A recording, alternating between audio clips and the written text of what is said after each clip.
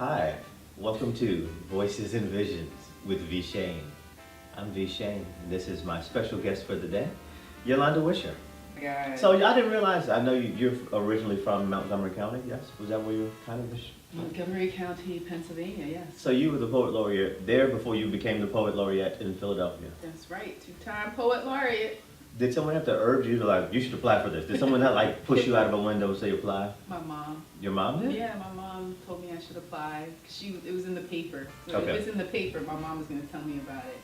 And it has to do with poetry. So she sent me a newspaper clipping and was like, you should apply to that.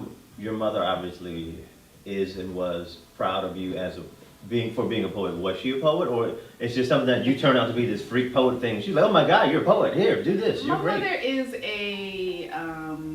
she's a street poet. Okay. My mother, just like all the other women in my family, they weren't like degreed poets or credentialed poets, but I definitely grew up around a lot of colorful language, a lot of wordsmiths.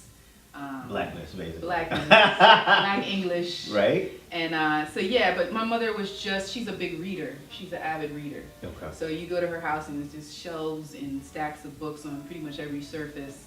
And that was pretty much growing up. It's like there were lots of things for me to dig into as a reader. Okay. So it didn't come out of nowhere then? Nope, not really. I mean, I'm like the only poet in my family, but apparently there are some singers in our history. Yeah. And maybe there's some hidden poets I haven't discovered yet. Interesting. We've got so Monk Eats an Afro. Where did that come from? Well, it's the title poem. Right. When I was pregnant, about 7 months pregnant, I was having pregnancy dreams, which some people know are just very hormonal, kind of dramatic and technicolor types of dreams that you have. And by that time, I had already decided to name my son Thelonious. Right. And so Thelonious Monk would visit me in dreams. Wow. In my 7th month of pregnancy. And in one dream, he ate an afro with me and the baby sitting at the table, the baby who I was yet to meet. I didn't actually see his face, it was kind of blurry. But Monk was there, and somebody brought out an afro on a platter, and he carved that joint up and served it around, and That's the blackest thing I heard. it was a very black ass dream, you know. And that was it was kind of confirmation that yes, he shall be named Thelonious. Wow, Thelonious Sphere Monk. What a name, by the way. It's a heavy name. It's a good name. It's a heavy name. So then you developed. Did the band come before, and then you named those Because I'm now part of the band, but I know the band has been a band shifting. Yeah, we had a couple of different iterations of this band. The very first band that my husband Mark and I had was called When Melindy Sings. Yeah. After the Paul Laurence Dunbar piece. And our current drummer, Lance, was part of that band as a keyboard player, piano player. And then the band everybody kind of went and did their own thing and adulted and stuff. And we had a baby, and it just boiled down to the two of us. So we started with that, bass and voice again. And then we found Karen Smith, drummer, and we became Yolanda Wisher and the Quick Fix. Yeah, I kind of remember that. Yeah. I think that's where I met you. Yeah. I had seen Mark before. I knew, Yeah. And we were just doing all kinds of stuff. I mean, we were all around Germantown and all around the city. We were doing stuff on Market Street. We were just the Quick Fix. You could just put together some music. The Afro Eaters came after the book got published in 2014, and I started thinking about folks that I always wanted to play with and trying to realize my own dreams of producing, putting together my own original songs and stuff. Tell me what doors have opened up. Like if the title, you can throw the title around. I am or I was the poet laureate of Philadelphia. Like what access has that given you? Ooh, I mean, to think about, it's a lot of access. Not all the access I'd like. I remember one reporter asked me if I get good seats at restaurants, and I was like, hell no. No one cares. Nobody cares. Nobody cares when I walk into a restaurant. They're like, oh, there's the poet laureate. I think one time I walked into a coffee shop at a bookstore. Yeah. And the dude was like, you're the poet laureate of Philadelphia. And I wanted to hug dude. So none of those kinds of doors. But I would say, I guess the doors to programming, to have a platform that is citywide. and to work with organizations that serve large groups of people across the city, to have access to schools, to get in to work with young people who don't always have access to arts, and or have role models as poets, or poets as role models. So it opened up a lot of doors in terms of the kinds of institutions I could start to partner with, the kinds of institutions who would take me more seriously as a poet or as a consultant, as somebody who could advise them on what they do in their programming.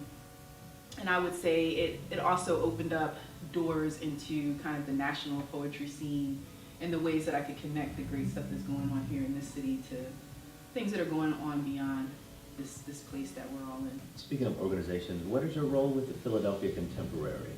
I am the curator of spoken word. Right. Does Philadelphia Contemporary have a building? I know they were trying to figure out, what is that? Is it One day we will have a building. One day you'll have a building. That's I mean, and it's okay. I didn't know where we're that kind of phase was. nomadic. We're a freestanding nomadic arts organization right now. Yeah. And one day we will have a permanent home. Okay. That will be very rooted in a Philadelphia neighborhood, but also have a very global presence. Gotcha.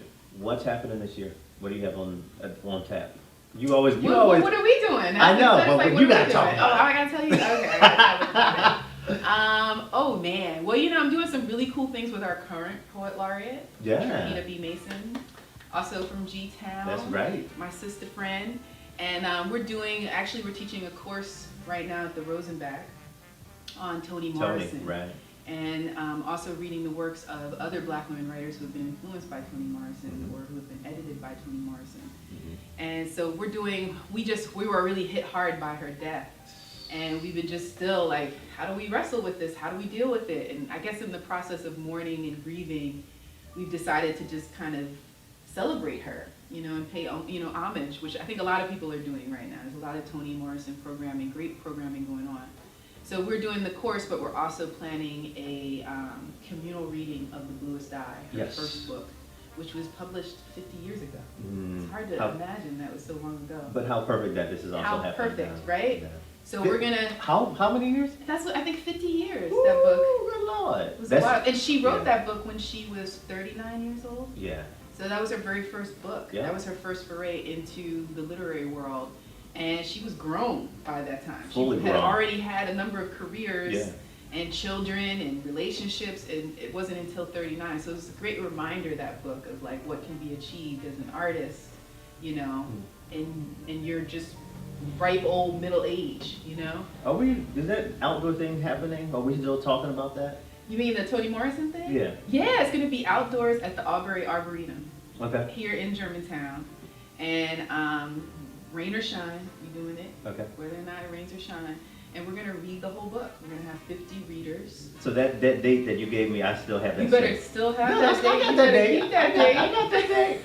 Okay, but now I can tell you what you're actually gonna do. Okay. We're basically gonna read the book, but we're gonna break it up with some interludes by musical performers. Dope. So we're hoping folks like yourself, Lynette Sudler, maybe even Diane Monroe. Nice. Will lend their skills. All the women I love. All of right. Are you kidding? Yeah. So those are the people who kind of really make the novel come alive. I think with the music. Whew. Yeah, it's gonna be powerful. It's gonna be like church up in the Whew, Aubrey. that's all right. Where the sermon was given. Here. Well, that goes back to Stellar Masses. Yeah. One of the first things we ever did together. So. That's right. Yeah. We've been around a little while. We've been around. We've been. All right, would you do us the pleasure of reading us a little piece before we get little out? piece? Well, whatever you'd like to offer the people. You know what? I feel like I want to read something new. I'm on TV. With my giant. This is the poet in me. This brings a giant folder. I don't know. I think I wrote this when I was in Colorado recently, and I was thinking about Toni Morrison's legacy. And then it kind of, I was just free writing on some legal paper, and it kind of led me into a poem that I haven't read to anybody yet. Oh, so this is a privilege. Y'all gonna get a little something. Get a little and if it's terrible, it was only aired here. Blame it on the boogie. Right. It's only on international. It don't even have a title. That's all right. That's the I'm best gonna call it 4V Shade. Yes. Toni said, "Write what you can imagine, not write what you know. Do women, black folks, give themselves enough to dreaming? Do we black women imagine enough? Can I find any statistics on the state of black women dreaming? Probably not, but I've been taking a poll and the numbers don't lie, like hips or booty or mama or karma. When black women are dreaming, let's say all women, even though these white bitches got me flabbergasted sometimes, the world is right. When brown women are dreaming, the world is right. When dark black women are dreaming, when light-skinned women are dreaming, when albino women are dreaming, when the spotted woman is dreaming, when the red woman is dreaming, when the yellow woman is dreaming, when the fish woman is dreaming, when the leopard woman is dreaming, when the lion woman is dreaming, when the coyote woman is dreaming, when the salamander woman is dreaming, when the fox woman is dreaming, when the rock woman is dreaming, the world is all right. Wow. Colorado, huh? Yeah. It brings out the It's stuff. a lot of rocks in Colorado. A lot of other wildlife that I was thinking about, obviously. So, Okay. yeah. Thank you for sharing that. My pleasure. That's a pleasure. This is Voices and Visions with the Shayne, and this is Yolanda Wisha. I love it. That's it. That's it.